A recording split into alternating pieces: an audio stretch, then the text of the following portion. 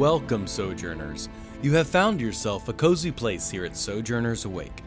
I'm Jonathan, and this is our production of The Bookish and the Brave.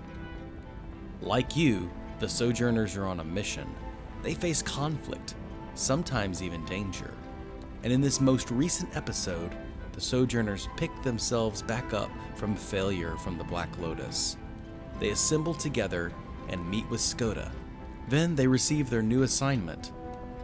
War is rising on the fronts of northern and southern Tetherna, and there is plenty of work to be done, and certainly not without incident. And so for now, our story continues.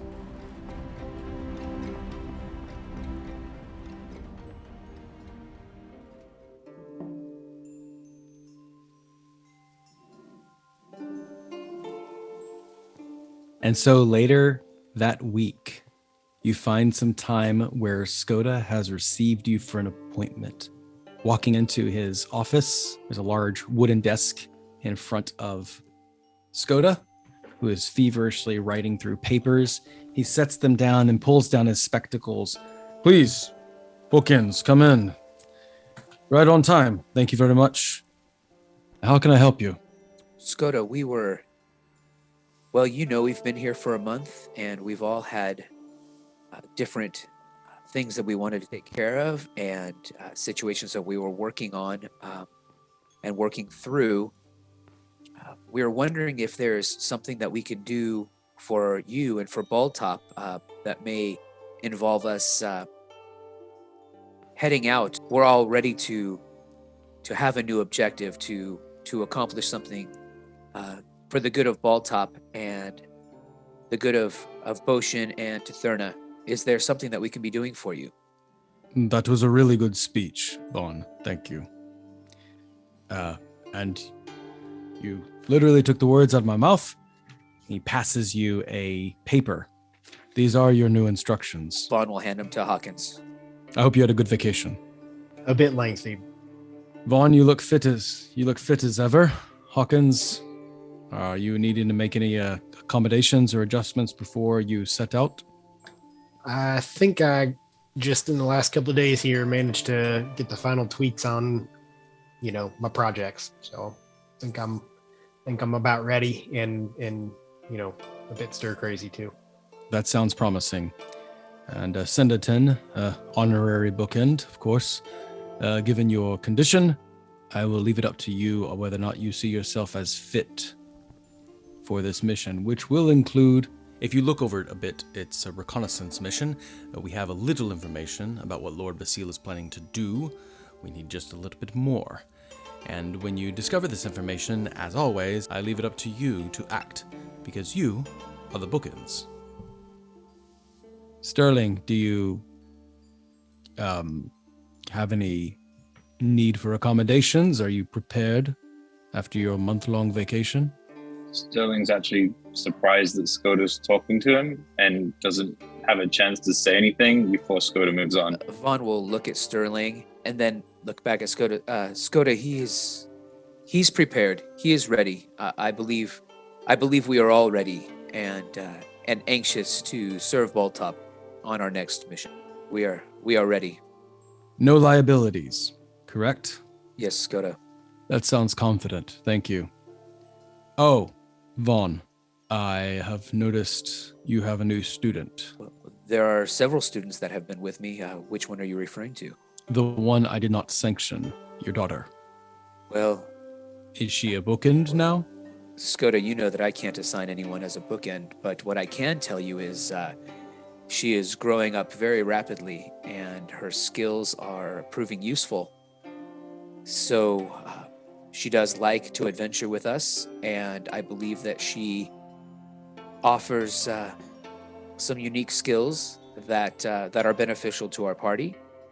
So while I don't think that I would call her, nor should I call her a bookend, I believe that she is beneficial to our party and would plan on bringing her with me. Nevertheless, I've reviewed your statement and can't help wondering that if she had not been in your backpack, would you have taken the blow from Lord Basile? We sure could have used you. That is a question that will have to remain unanswered. That is a good question that warrants some thought. Well, I have a good answer.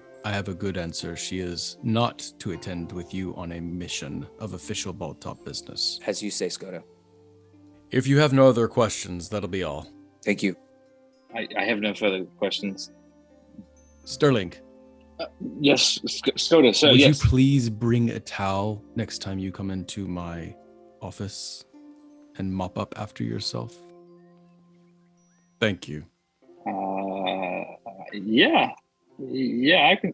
I didn't realize I'd done that. I guess you just make me nervous. I don't know what it is. And it's just, it's clean. It's water. It's natural. No, I got you. Vaughn is going to take off his robe, and he's going to wipe up the mess, and he's going to give Skoda a little bit of a look like, come on, man, you need to back off a little bit. I don't know that he wants Sterling to see that, but that's what he's going to do. And then he's going to wipe it up, and then he's going to kind of push the guys out in front of him to leave the room.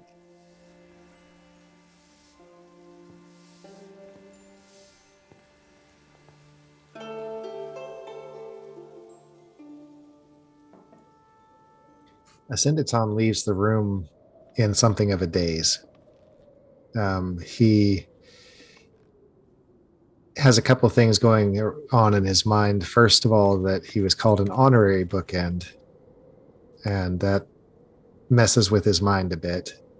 But he is also more so overwhelmed by the thought of leaving this place that has become so very familiar to him in his blindness, and going out into a world that's suddenly much more uncertain and frightening than it was before. And so he basically leaves the room and then just stands there staring off into nothing. Yeah, I mean, so Sterling would come alongside. He's kind of received some comfort from them, and so receiving it and then noticing a little bit more other people who are going through something like that, he would come alongside Simpson and, hey, so I guess you're no longer my hireling. I guess you're actually an honorary bookend now, so I can't boss you around anymore. No, I'm afraid not, Master Sterling. I am nowhere near worthy to wear that esteemed title. What do you mean? You were there. I mean, you took the hits alongside all of us. It was... Oh, you... No, I'm afraid there's more, and I can't share it at the moment. It's something I've been working through for the last month, and I just... Yeah. It's my thoughts. They're not where they should be. Oh, well, yeah, I understand that, but trust me, as you just said, we need to talk about it, right? You're part of us now. It's we've kind of adopted you a little bit. So what you've been talking through, what you've been thinking through. I mean, you've been a great member of the team since the beginning. He is weighing his thoughts very, very closely. I don't have a silver tongue, so I can't persuade you to tell me anything. Not like you can.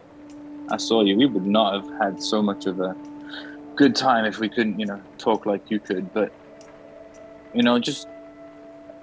and I'm not ready to talk about my thing yet either, but, I mean, except for, obviously my outburst. But we're here, mate. We're here, and we want you with us. It would feel like we were missing a leg if you weren't there. I genuinely appreciate those words, Master Sterling. Thank you. That helps. I'm just afraid if I go with you, I'll be more of a liability than I will a help. I won't be able to see and to move around. And I'm just afraid that you'll end up being babysitters rather than bookends. Oh, I mean, that nose of yours is pretty good. I think you could smell out danger better than we could. And, I mean, your innovative ways of finding out ways to read. I mean, I don't think we'd. I mean, if anything, these guys babysit me, so I mean, it wouldn't really be that much more of a liability. So, I guess I will leave it to you. If you feel that I will be able to be of use to you, then by all means, I will certainly come with you. yeah. I mean, hey, Hawkins, hey Vaughn, hey, do we want to take this guy with us, or are we just gonna leave him here? Why wouldn't we go, the four of us? Vaughn looks around for another guy, and he points at somebody outside of the party. That guy over there? No. And then he puts his hand on Asyndeton's shoulder. Yes, Asyndeton, we want you with us. Then I will go. At that point, an older woman, Hilda, flags you down. Asyndeton! Asyndeton! Here. And she hands you a stack of papers. I have it all punched out for you. There, you can feel it. Wonderful. You did excellent work. He runs his fingers over it. Yes, I think this will do nicely. Thank you. You know, this is smart. Very, very smart. I've had nothing else to do. I might as well turn my mind to things that are of use, I suppose. Well, my grandmother always called that braille. When you're bored or you're in a bad situation and you don't know what to do braille. It keeps your mind occupied off your problems.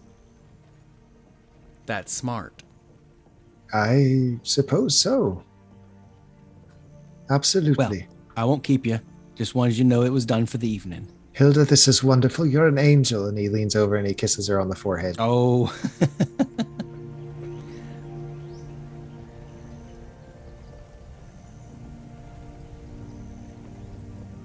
The night wanes on for the Bookends, and you rest in your beds. The next morning, you make your necessary preparations to head out on your next mission.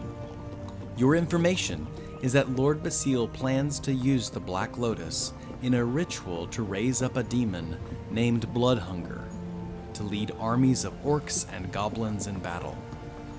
With Xanathar the Dragon funding the war and Bloodhunger leading the armies, the northern kingdom of Tetherna grows restless. A dark shadow forms on the border where armies are gathering and building towers.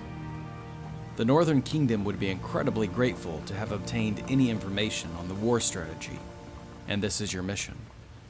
There is a messenger within the camp.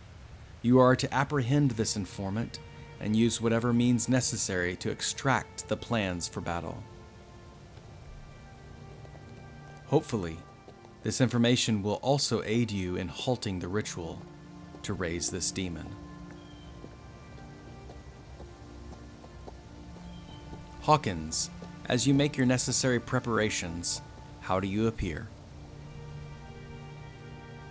Hawkins keeps most of the things that he needs for travel pretty well ready to go, and he spent the evening after leaving from Skoda's office, laying everything out, getting everything very organized, so that there'd be little to do in the morning. So he gets a relatively early breakfast, and then heads over to the Helping Hands to say goodbye. This is a pretty quick turnaround time, so he wants to let his friends know that he's gonna be, out of town for a while. Hawkins, if you would roll a D100, please. 14. Leilana approaches you. Hey, Hawkins. Hey, I got something for you. You know, there's talk of war and everything. And I know Bald Top is all neutral and everything, but I can't help but notice they sending the Bookends out again. Kind of makes me think we aren't so neutral. I heard you're going to the front lines. Is that true? I can neither confirm nor deny. I think that's the right answer. Well, I can confirm that I want you to have this. And she hands you an amulet. It's not something I've been working on. Whiskers don't even know about it. I got it a long time ago from the backwaters of Sultana. My daddy said it always keeps us safe. Magical powers, but it's kind of strange, but I think it keeps you from bleeding.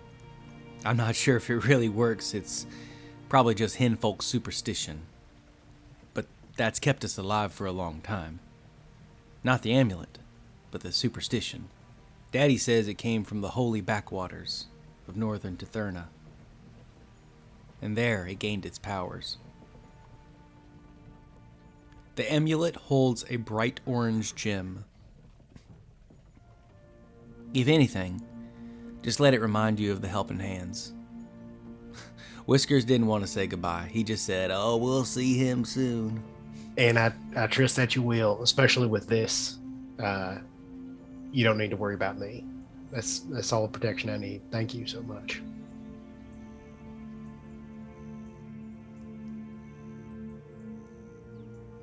Sterling, how do you prepare?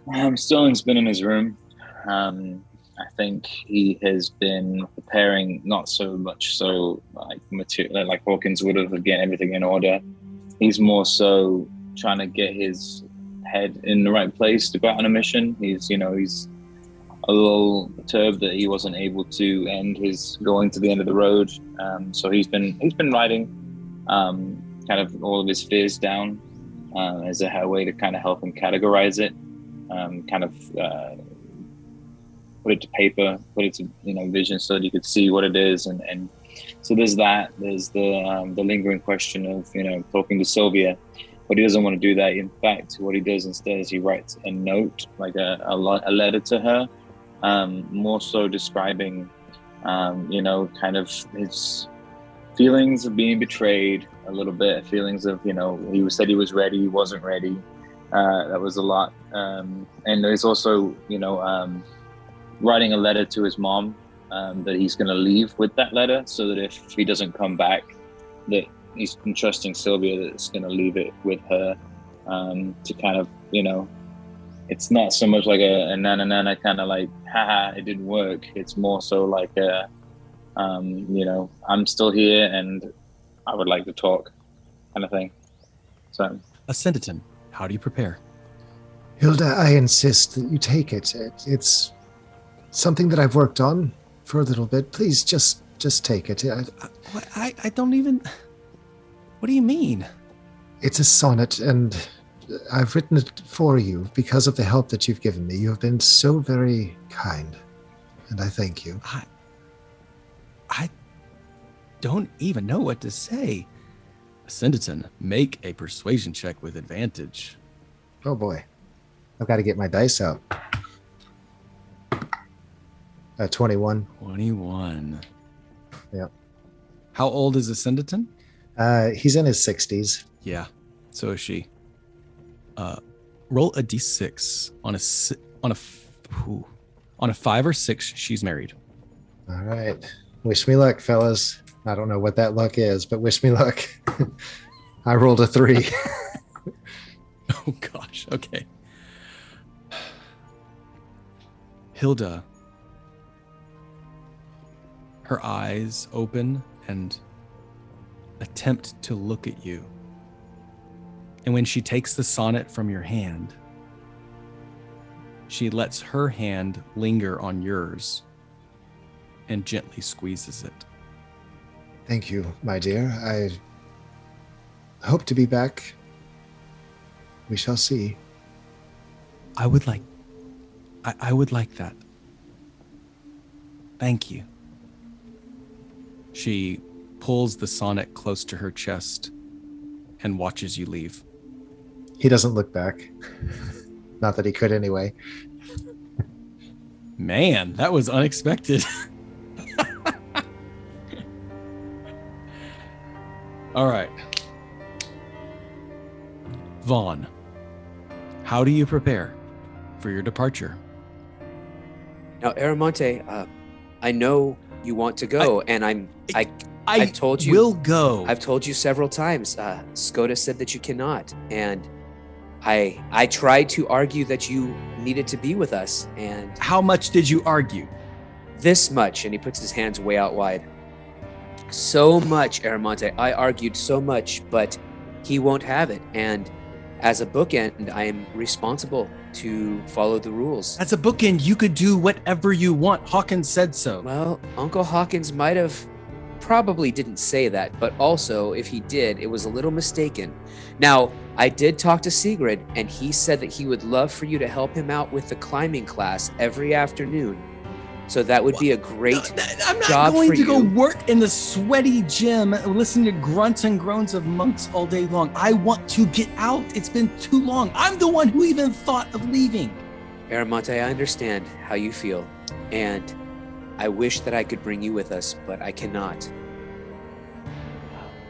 I need you to understand what I'm saying, and I need you to make a grown-up decision, as you are growing up so much, to stay here and help out Sigrid and make some positive learning experiences in the library.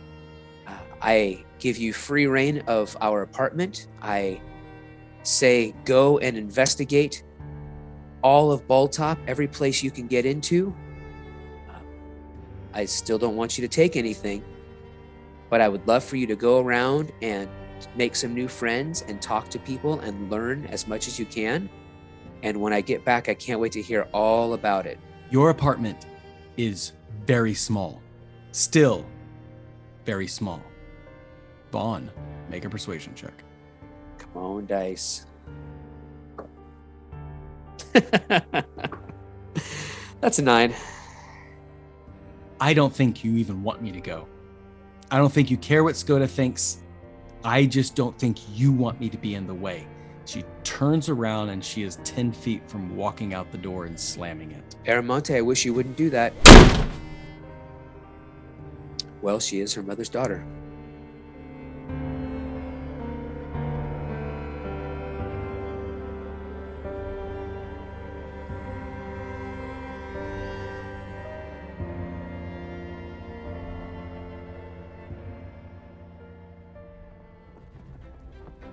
Yeah, Vaughn would then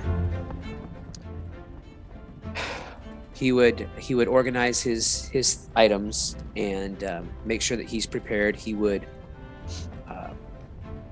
make a quick trip to the store and stock up on her favorite protein bars and make sure that she has the vouchers that she needs to eat at Balltop Brew. Set her up for as much success as she can. Have a conversation with Brother Dogoth about keeping an eye on her as much as he can, but making sure that she has her freedom to wander around, because there's no point in trying to control her anyway. So yeah, that's what he would do. He would have a little conversation with Brother Dogoth, and he's not going to try to pursue Aramonte. He's going to let her. If she shows up before he leaves, great. If not, he's just going to go and let her do what she's doing.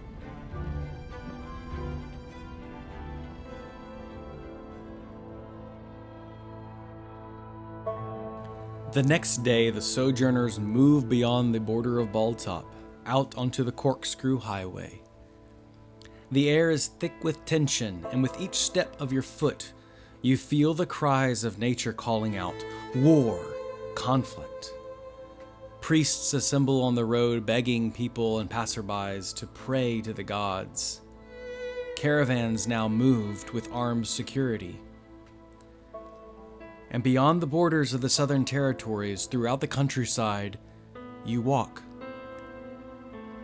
And Hawkins, you have a pleasant sight. What might that be? Hawkins sees a peacock. It is not the peacock, but it is a peacock. And that reminds him of that kind of strange encounter they had on the way to the Shadow Monastery. The peacock itself is beautiful, but it still, causes a little twinge of sadness, just to bring the mood down again. As he, thinks of that and then replays things in his mind and how poorly that last thing went. But that just all the more strengthens his resolve to do better this time. Asyndeton, you have a pleasant taste. It's the fresh mountain air even though Balltop is located up in the mountains and it's obviously got very pristine air, there's still something about living within the walls, about being around groups of people, especially now that he is more sensitive to his other senses. And so he just savors something about the openness of this place and lets the scent and the taste roll around in his mouth. He also appreciates being outside the walls. He was still filled with uncertainty even as they headed out through the gate. But now that they are out and the road is fairly level and smooth, he feels a sense of optimism that he was not feeling at the moment of departure. Vaughn, you have a pleasant smell. What might that be? Vaughn is walking slightly ahead of the rest of the group, and although Asyndeton probably smells it first, he, with it being springtime, he smells the berry bushes are starting to blossom just a little bit, and he's starting to get the scent of some underripe berries. But it's been a while since he smelled the berries, and it's a very pleasant smell to him. Reminds him of how much he likes being out and about, and being away from the confinements of the walls. But it also makes him think of Aramonte and about the time that they did go out and pick berries together a few times, and how much fun that was. So he's really conflicted in his mind because he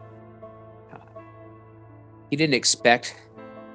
Obviously, he doesn't know how fairies mature, but he didn't expect to be in the teenage years this quickly, and dealing with the frustration and opposition of a quote unquote teenage child. So he's dealing with a lot of different emotions as he's smelling these berries. But overall, it's a very pleasant scent, and it's nice, something that you wouldn't smell inside the confines. And Sterling, you have an unpleasant sight. What might that be?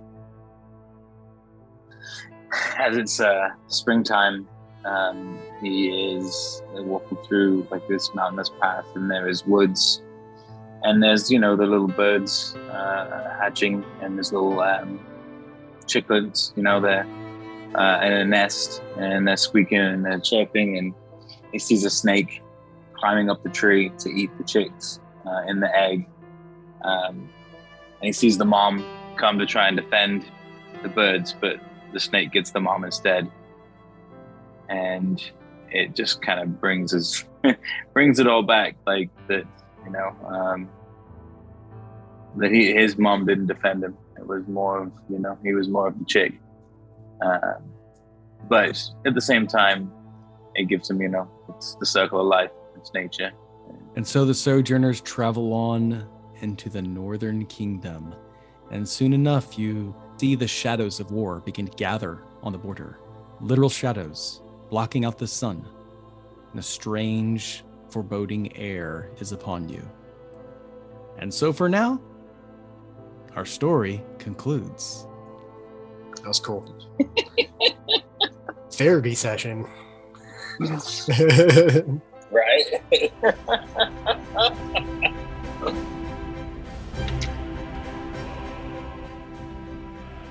Every story comes to an ending, so for now we must conclude. Thank you for listening, Sojourners.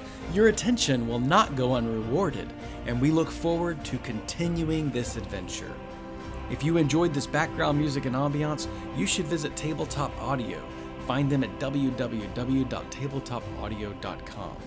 And don't forget to leave a rating and review on your favorite podcasting platform so other Sojourners may find us along their path. If you want to support the show, you can search for Sojourners Awake at Drive-Thru RPG and throw a few copper coins my way to help with the production costs. But however you choose to sojourn with us, as always, may your story continue. She does like to adventure with us, and I believe that she offers some unique skills that are beneficial to our party. So while I would not call her a bookend,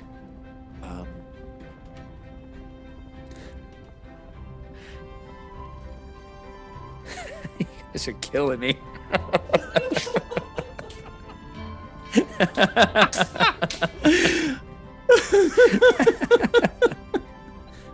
Or a brochure or a booklet. I think that's the first time you guys have gotten me. That was brutal. We made him crack. Oh, okay.